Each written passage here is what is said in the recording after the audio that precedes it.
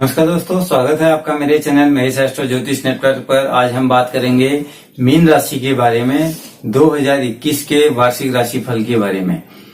2021 के राशिफल के लिए हमने कुछ ग्रहों के बारे में आपको बताने की कोशिश की है कि किस किस भाव में किस प्रकार से ग्रहों का गोचर इस समय आपका चलेगा।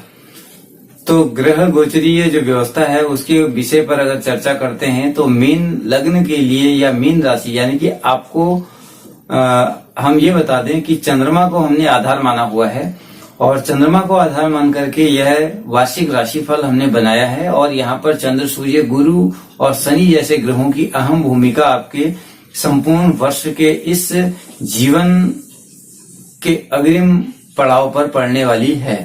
यानी कि आने वाला जो अग्रिम वर्ष रहेगा पूरा आपका किस प्रकार से व्यतीत होगा उस पर करेंगे।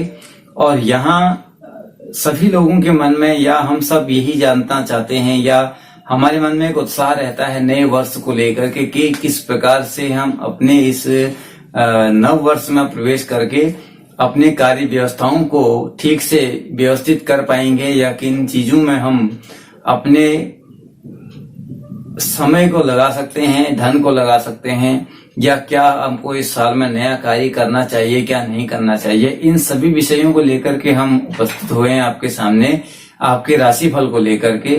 इससे पहले अगर आप हमारे चैनल पर नए हैं तो कृपया चैनल को लाइक, शेयर एंड सब्सक्राइब जरूर कीजिएगा। अगर आपने सब्सक्राइब किया है तो कृपया वीडियो देखें और उसमें कमेंट करके अपने विचार व्यक्त करें ताकि हमें और भी अच्छे काम करने के लिए प्रेरणा मिल सके, क्योंकि आप लोगों के प्रभाव से ही आज हमारा चैनल यहाँ तक पहुंच पाया है। इसके लिए हम आपका तहे दिल से आभार व्यक्त करते हैं।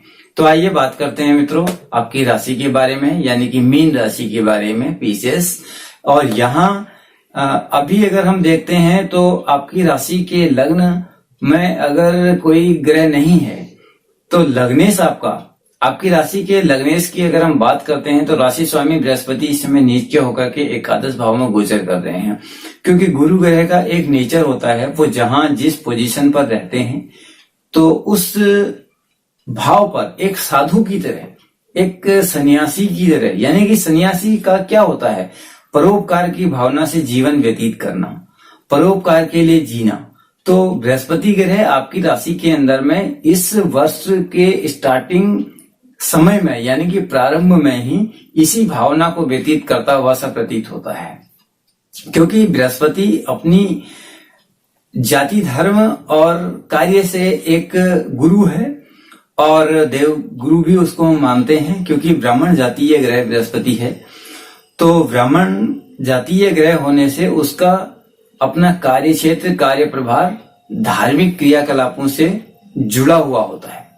तो कहने का मतलब मेरा यह है कि गुरु जिस भाव में रहते हैं उस भाव का वो कोई फल नहीं देते, लेकिन जहां उनका प्रभाव रहता है यानी कि जहां उनकी दृष्टि रहती है, बृहस्पति जहां जिस भाव में रहते हैं, जिस कंडीशन में रहते हैं, वहां पर वो किसी भी प्रकार का कोई फल देते ही नहीं है। वहां पर वो निष्क्रिय अवस्था में रहते हैं और जहां पर गुरु की दृष्टि होती है उस स्थान पर उनका पूर्ण फल रहता है, यानी कि उस भाव का वो बहुत अच्छा फल देते हैं। तो यही भावना जो होती है ना, वो दूसरों के उपकार करने वाली भावना केवल गुरु के अंदर हो सकती है।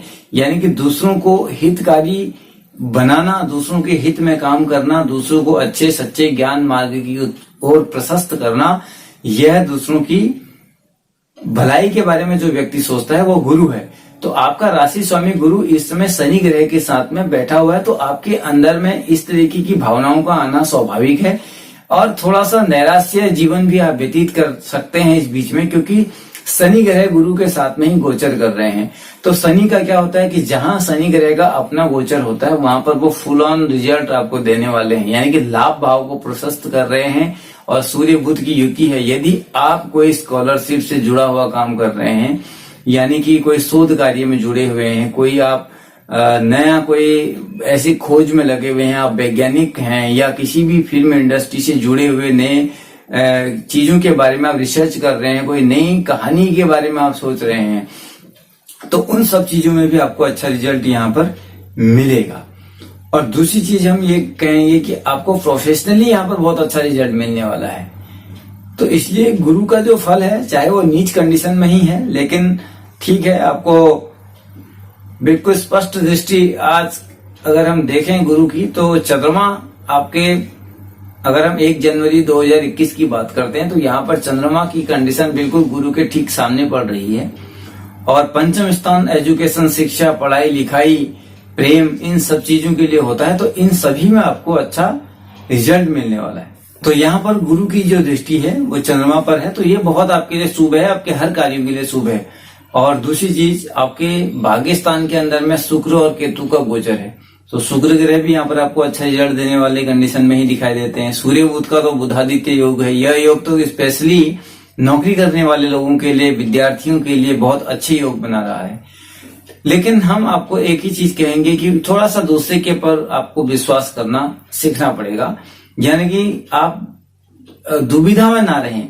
किसी व्यक्ति को लेकर के या किसी भी कार्य को लेकर के आप हमेशा दूसरों के ऊपर में शक नहीं कर सकते, यानी कि उनको आप इस तरीके से नहीं देख सकते या कोई यह काम करेगा कि नहीं करेगा, ऐसा नहीं है।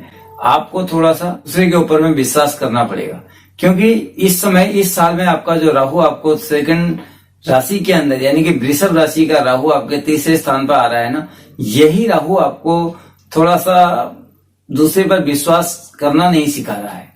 यहाँ पर यह राहु आपको विश्वास पात्र बनाता तो है, लेकिन आप दूसरे के ऊपर विश्वास नहीं कर पाते। आप अपने आप में बहुत स्ट्रांग हैं, आपके ऊपर में हर कोई व्यक्ति विश्वास कर सकता है, लेकिन आप दूसरे पर विश्वास नहीं करेंगे तब भी तो आपको कार्य सिद्धि करने में बहुत मुश्किलों का सामना करना पड़ेगा, वहां पर भी आप काम नहीं कर पाएंगे।